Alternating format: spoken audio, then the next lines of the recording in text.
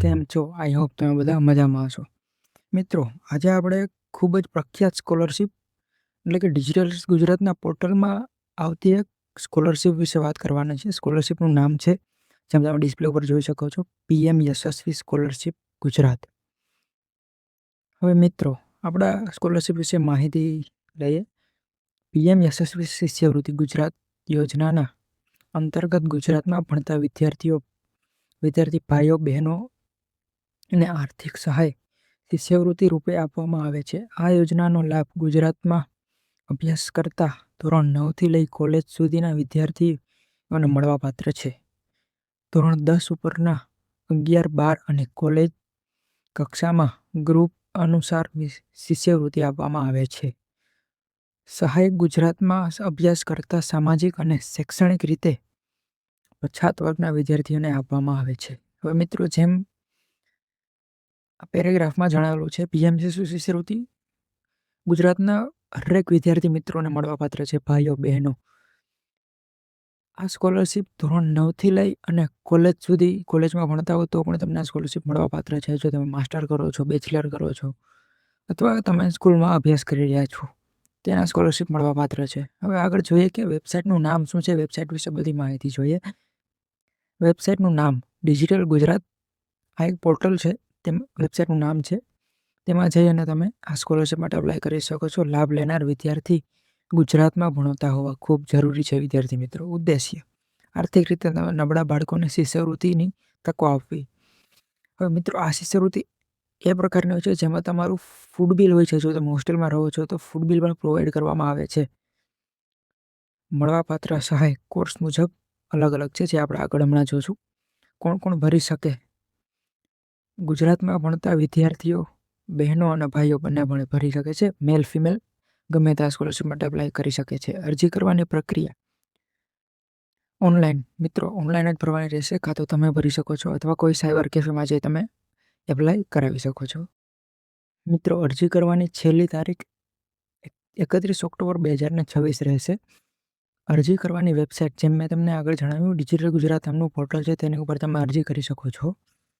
મિત્રો, બીજી આપણે અગત્યની માહિતી છે. ગુજરાતમાં શિષ્યવૃત્તિ માટે ઘણી બધી યોજનાઓ અમલમાં આવે છે, પરંતુ જે વિદ્યાર્થીઓ અન્ય શિષ્યવૃત્તિનો લાભ ન લેતા હોય એ સામાજિક અને શૈક્ષણિક રીતે પછાત વર્ગના તમામ વિદ્યાર્થીઓને આ સહાયનો લાભ મળવાપાત્ર છે. યોજનાનું ફોર્મ ભરવા માટેની મહત્વની માહિતીઓ આપણે આગળ જોઈશું. હવે મિત્રો, જે વિદ્યાર્થી મિત્રો કોઈ બીજી સ્કોલરશિપ માટે એલિજિબલ નથી, તે મિત્રો આ સ્કોલરશિપમાં એપ્લાય કરી શકે છે. હવે મિત્રો, આપણે આગળ લાયકાતની વાત કરી લઈએ. પીએમ યશસ્વી શિષ્યવૃત્તિનો લાભ લેવા માટે ગુજરાતના વતની હોવા ખૂબ જ જરૂરી છે. જેમ આપણે આગળ વાત કરી, તમે ગુજરાતનું તમારું રેસિડેન્શિયલ હોવું ખૂબ જરૂરી છે અને ગુજરાતની શાળા કોલેજમાં અભ્યાસ કરતા હોવા જોઈએ. એવું નહીં કે તમે ગુજરાતમાં રહો છો પણ અભ્યાસ તમે કોઈ બીજા રાજ્યમાં કરો છો તો તમે આ સ્કોલરશિપ માટે એલિજિબલ નથી. ગુજરાતની જ તમે શાળા અથવા કોલેજમાં અભ્યાસ કરતા હોવા જોઈએ. વિદ્યાર્થીના ફેમિલીની આવક મર્યાદા 2.5 લાખ સુધી હોવી જોઈએ. પીએમ યશસ્વી શિષ્યવૃત્તિ માટે વિદ્યાર્થી સામાજિક અને શૈક્ષણિક રીતે પછાત વર્ગમાં આવતા હોવા જોઈએ. વિદ્યાર્થીઓને અરજી કરવાની તારીખ સુધીમાં ફોર્મ ભરવાનું રહેશે. જે છેલ્લી તારીખ હોય ત્યાર સુધીમાં તમારે ફોર્મ ભરવાનું રહેશે. મિત્રો, આપણે અગત્યના જે ડોક્યુમેન્ટ્સ જોઈએ છે આમાં, તેના વિશે આપણે વાત કરી લઈએ. Aadhaar card, mobile number, email ID, passbook, જાતિનું પ્રમાણપત્ર, આવકનું પ્રમાણપત્ર, ધોરણ 10 અથવા કોલેજમાં હોય તો તમામ માર્કશીટ.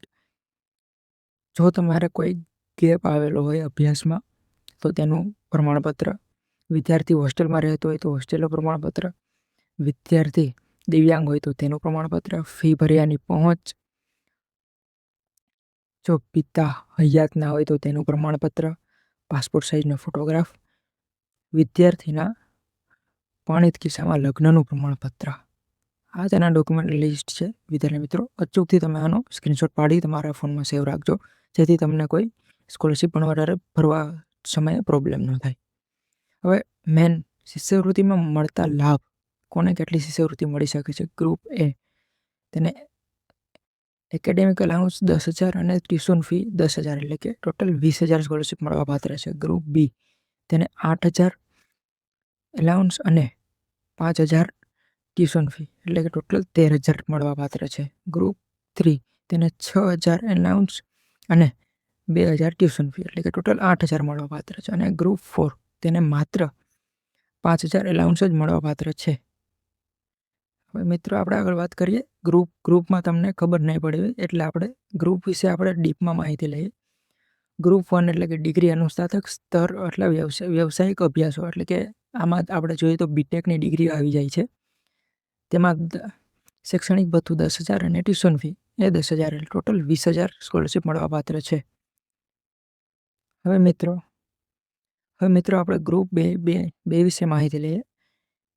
ડિગ્રી પ્રમાણપત્ર તરફ દોરી જતા અન્ય વ્યવસાયિક અભ્યાસક્રમો. મિત્રો આમાં એવા અભ્યાસક્રમો આવે છે બીફાર્મ એમફાર્મ એ બધા આમાં આવે આ ગ્રુપમાં આવે છે. તેમાં 8,000 શૈક્ષણિક ભથ્થું અને 5,000 ટ્યુશન ફી એટલે કે ટોટલ 13,000 રૂપિયા તમને મળવાપાત્ર છે. હવે ગ્રુપ 3માં એવું છે ગ્રુપ 1 અને ગ્રુપ 2 હેઠળ આવતા ગ્રેજ્યુએટ અને પોસ્ટ ગ્રેજ્યુએટ અભ્યાસક્રમો એટલે કે ડિપ્લોમા જેવા અભ્યાસક્રમોમાં કેટલી સ્કોલરશીપ મળવાપાત્ર છે તે આ ગ્રુપમાં છે. 6,000 તમને શૈક્ષણિક ભથ્થું અને 2,000 રૂપિયા ટ્યુશન ફી ટોટલ 8,000 રૂપિયા મળવાપાત્ર છે. હવે આ છે તમારા સ્કૂલમાં જો અભ્યાસ કરો છો તેના માટેનો આ ગ્રુપ છે. આ ગ્રુપમાં તમને માત્ર શૈક્ષણિક ભથ્થું જ મળવાપાત્ર છે. ટ્યુશન ફી મળવાપાત્ર નથી એટલે કે ટોટલ 5,000 રૂપિયા તમને મળવાપાત્ર છે. મિત્રો ફ્રેશ એપ્લિકેશન અને રિન્યુઅલ એપ્લિકેશન આમાં શું ફેર છે? જે વર્ષ ફ્રેશ એપ્લિકેશનનો મિનિંગ એ છે જે વર્ષે તમે પ્રવેશ મેળવ્યો છે હોય એ વર્ષે અરજી કરશો તો તેને ફ્રેશ એપ્લિકેશન એટલે કે ફ્રેશ અરજી ગણવામાં આવશે. રિન્યુઅલ એપ્લિકેશન એકવાર આ યોજનાનો લાભ લીધા પછી બીજા વર્ષમાં લાભ ચાલુ રાખવો હોય તો રિન્યુઅલ અરજી કરવાની હોય છે. એમ એની થોડીક શરતો હોય છે પૂર્ણ કરતા હોવા જોઈએ. મિત્રો ફ્રેશ એટલે તમે જ્યારે કોઈ પણ કોર્સમાં કે અભ્યાસમાં તમે એડમિશન લો છો અને ત્યારે ફર્સ્ટ ટાઈમ તમે આ સ્કોલરશીપ માટે એપ્લાય કરો છો તેને ફ્રેશ એપ્લિકેશન કહેવામાં આવે છે. અને એકવાર તમે એપ્લાય કરી દીધું છે પણ પછી તમારે ફરીથી તેને ભરવાની જરૂર હોતી નથી. તેને તમારે ફક્ત રિન્યૂ કરવાની જરૂર હોય છે. હવે મિત્રો અરજી કરવા વેબસાઇટ ઉપર જવાનું રહેશે www.digitalgujarat.government.in. જેવા તમે આ વેબસાઇટમાં એન્ટર થશો વેબસાઇટમાં પ્રથમ વાર જ આવ્યા હોય તો તમારે લોગિનનો ઓપ્શન પર ક્લિક કરીને સિટીઝન ઉપર ક્લિક કરવું ખૂબ જરૂરી છે. જો તમે ફર્સ્ટ ટાઈમ ભરો છો તો તમારે રજિસ્ટ્રેશન કરવું ખૂબ જરૂરી છે એઝ અ સિટીઝન. ત્યારબાદ ડિજિટલ ગુજરાત રજિસ્ટ્રેશન માટે જરૂરી માહિતી એટલે કે મોબાઈલ નંબર, ઈમેલ આઈડી વગેરે માહિતી ભરો. મિત્રો આમાં તમારી મોસ્ટ ઓફ ઓલ બધી જ માહિતી આવી જશે જેથી કરીને જ્યારે તમે કોઈ પણ આ પોર્ટલની કોઈ પણ સ્કોલરશીપમાં એપ્લાય કરશો ત્યારે તમારે તે માહિતી ભરવાની રહેશે નહીં, ઓટોમેટિક ફિલ થઈ જશે. ત્યારબાદ મોબાઈલમાં ઓટીપી આવશે તે તમારે આમાં દાખલ કરવાનો રહેશે. ડિજિટલ ગુજરાત ઉપર રજિસ્ટ્રેશન થઈ ગયા બાદ તમારી પ્રોફાઇલ અપડેટ કરો. ત્યારબાદ તમારી પ્રોફાઇલ મેં તેમ આગલા સ્ટેપમાં જણાવ્યું કે જો તમારે ઓટોફિલ બધી જ માહિતી થઈ જશે જ્યારે તમે અપડેટ કરશો ત્યારે. ત્યારબાદ સર્વિસ મેનુમાં જઈને સ્કોલરશીપ સર્વિસ ઉપર ક્લિક કરો. ઉપર તમને મિડલમાં સર્વિસ મેનુ હશે. ત્યારબાદ તમે તેની ઉપર ક્લિક કરશો તેમાં સ્કોલરશીપ સર્વિસ નામનું મેનુ હશે. સ્કોલરશીપ સર્વિસ ઉપર ક્લિક કર્યા બાદ જે તે વર્ષની તમે જે વર્ષમાં અરજી કરવા માગો છો તે સિલેક્શન કરવાનું આવશે. તેમાં 2026 સિલેક્ટ કરશો. ત્યારબાદ આગળનું ફોર્મ ખુલ્યા બાદ પર્સનલ માહિતી, બેંકની માહિતી, શૈક્ષણિક માહિતી વગેરે તમામ માહિતી ભરવા જરૂરી રહેશે. ત્યાર પછી લાગુ પડતા ડોક્યુમેન્ટ અપલોડ કરો. તમામ પ્રક્રિયા બાદ ફોર્મ એકવાર રિવ્યૂ કરી લેવું. ત્યારબાદ સબમિટ બટન ઉપર ક્લિક કરો, ફોર્મ સબમિટ કરો. સબમિટ કરેલા ફોર્મને તમારે તમારી સ્કૂલ અથવા કોલેજના ડોક્યુમેન્ટની ઝેરોક્ષ સાથે જમા કરો.